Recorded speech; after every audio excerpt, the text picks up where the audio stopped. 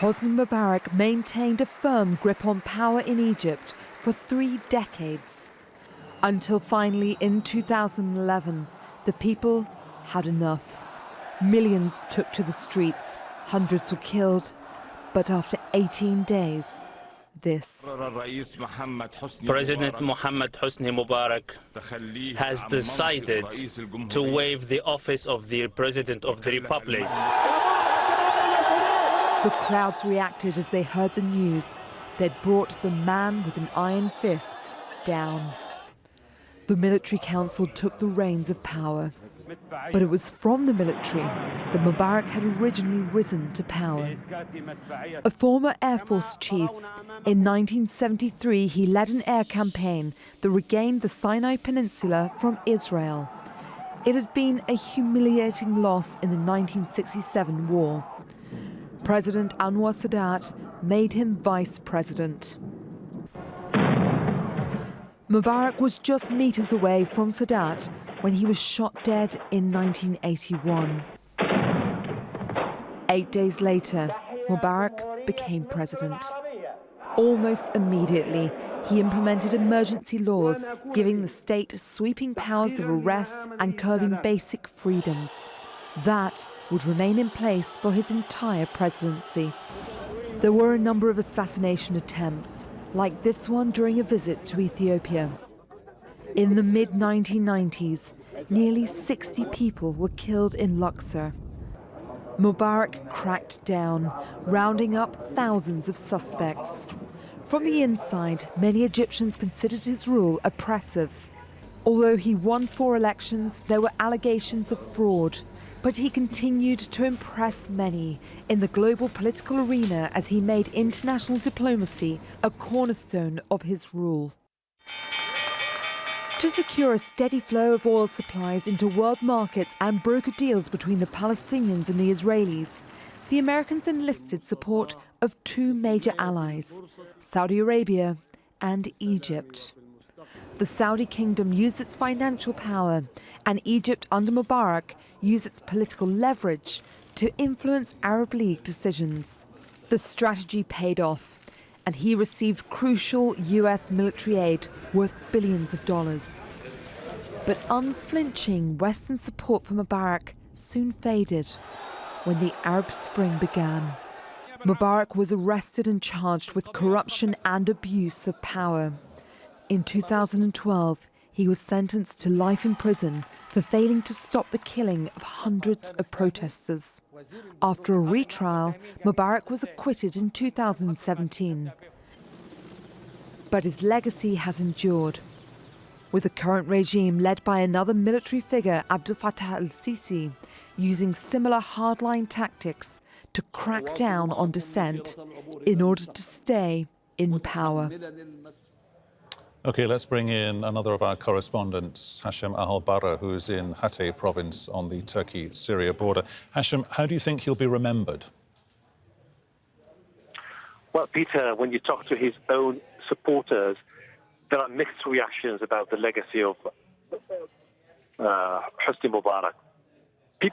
His supporters would tell you that it's someone who, in particular in the 80s, and all the way through the 90s, managed in a way or another to put Egypt on the map as a key player, particularly when it comes to regional issues. He was very instrumental in all the talks about implementing a permanent peace process between the Palestinians and the Israelis, between the Arabs and the Israelis, and that he was a crucial player in the international arena.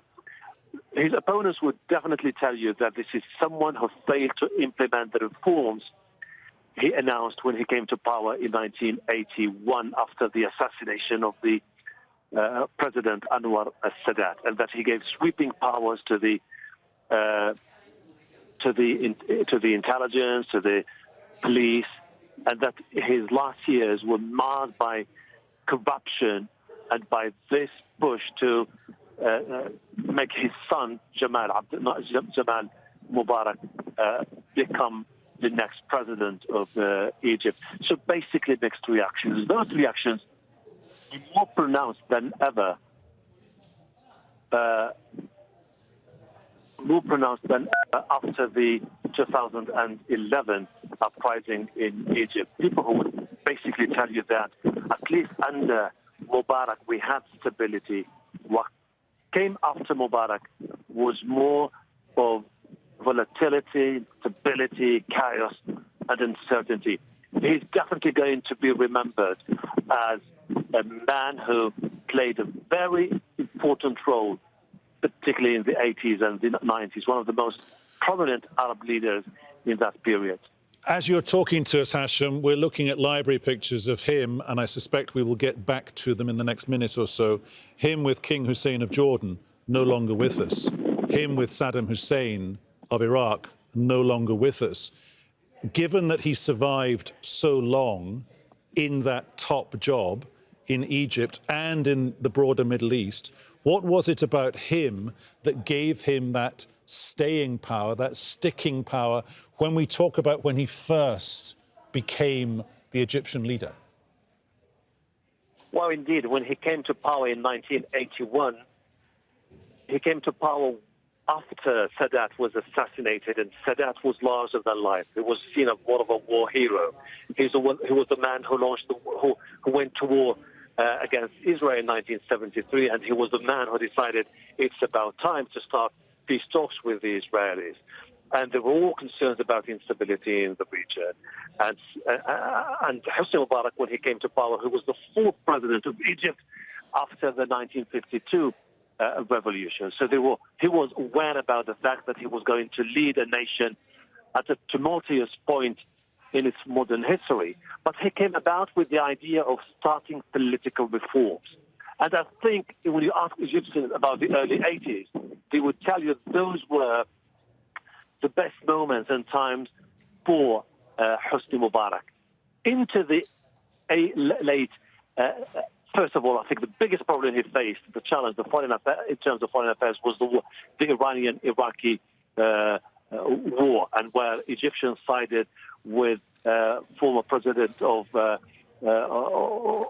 Iraq, and then the biggest challenge he faced was the 1990 Gulf War, when he decided to side with the Americans and the Kuwaitis in the push to evict Saddam Hussein, the former president of Iran, from Kuwait.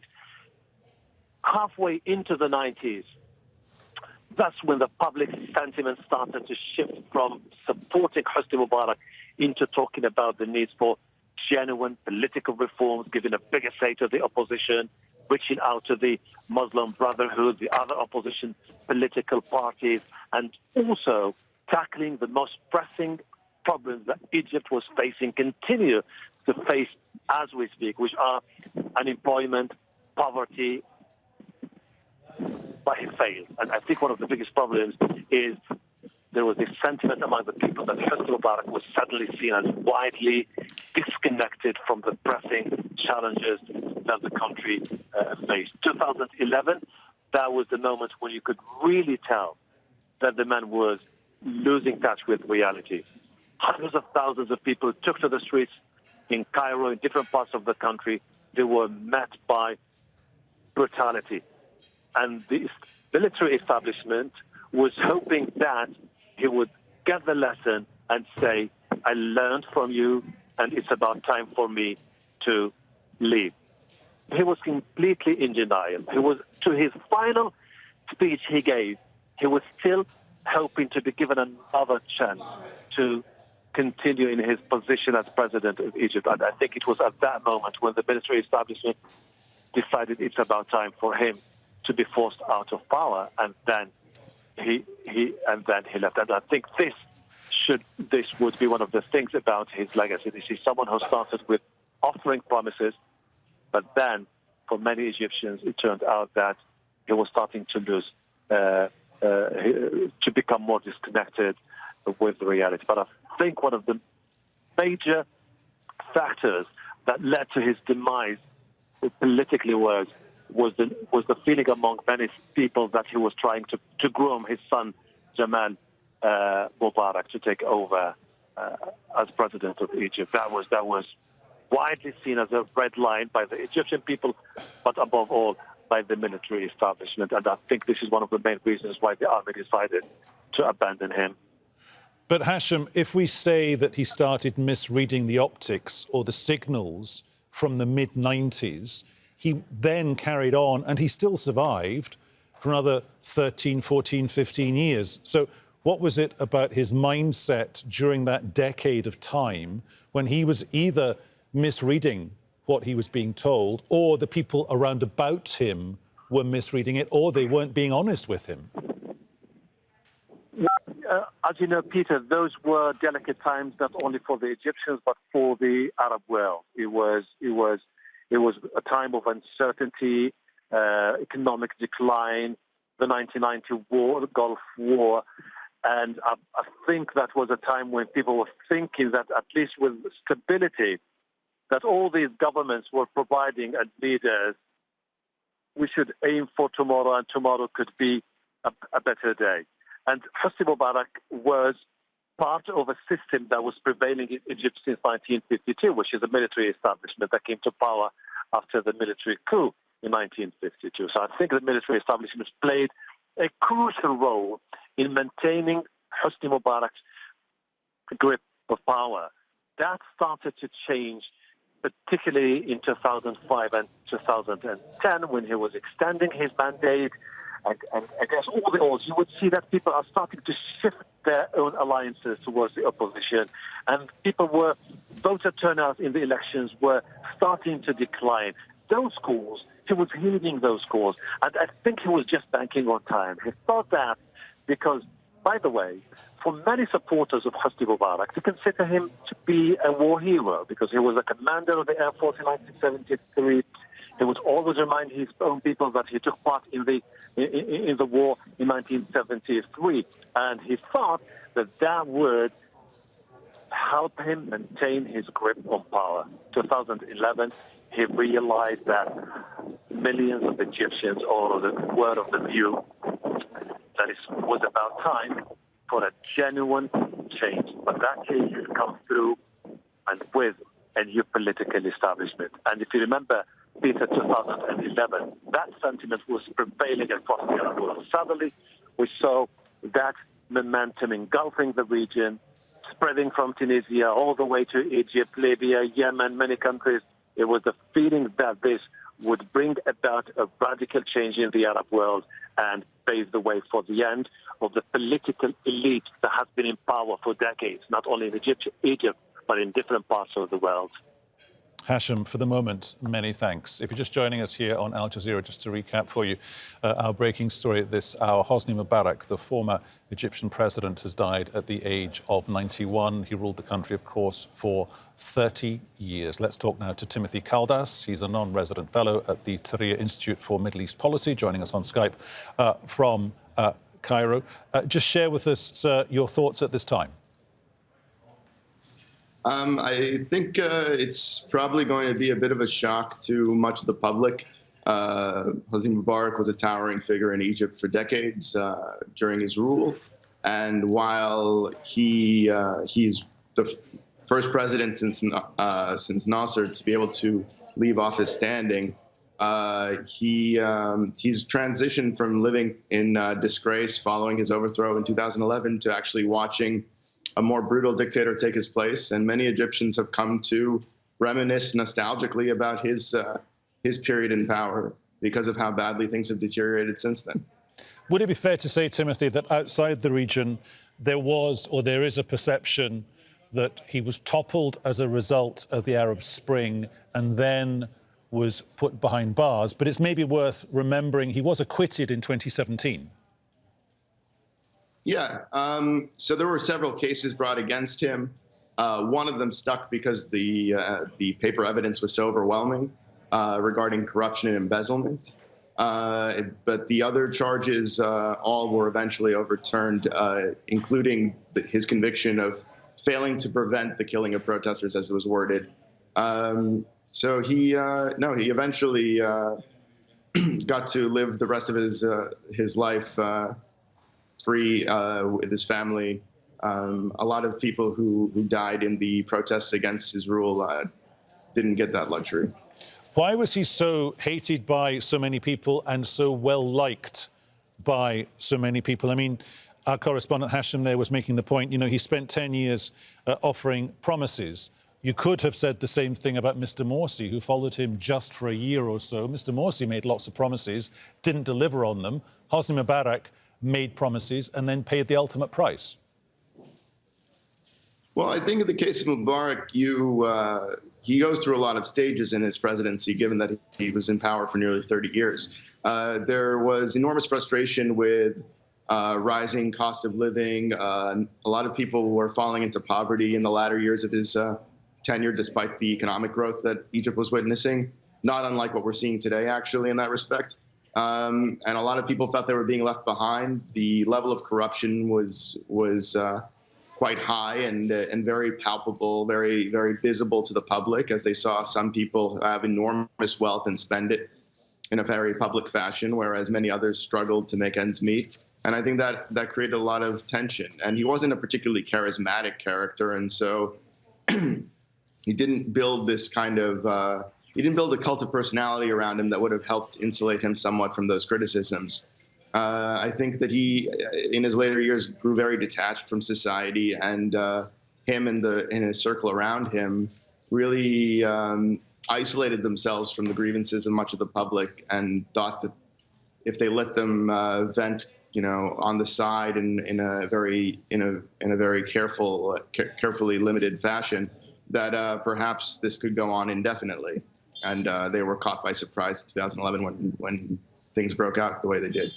How approachable was he? I mean, forgive me if that sounds like a naive question, in as much as there was a point in the run-up to the Iraqi invasion of Kuwait when he was the go-to guy in the Middle East, in the same way that King Hussein of Jordan was the go-to guy in the Middle East, particularly for the Americans and the Europeans. And there was also a point in the early to mid-90s when economic analysts of the Egyptian economy and the broader Middle East would say, look, well, hang on, there's nothing particularly bad going on here because the economic fundamentals in Egypt at that point were okay.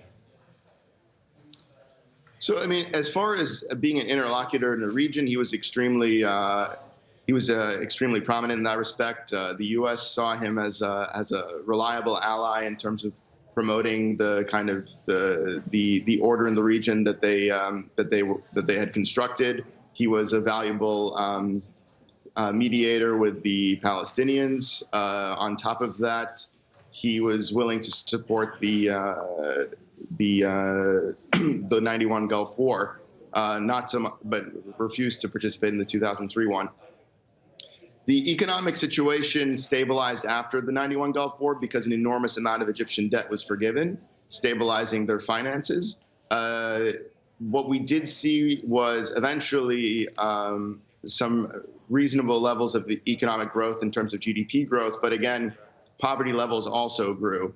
And so it was a very isolated benefit, which is something that we're seeing again today, where we're seeing GDP growth approaching 6%. And yet millions of people have fallen into poverty in the last few years. So this imbalance between what look like positive macroeconomic indicators and underlying challenges for much of the public persists to this day in Egypt. He left office with the largest hard currency reserves in the country's history, and today Egypt has already broken those numbers and has even higher reserves than that. But again, for normal Egyptians, the situation remains an economic challenge. Everyone who's talking about him to us now today, Timothy, is also talking in the same breath about the Egyptian military.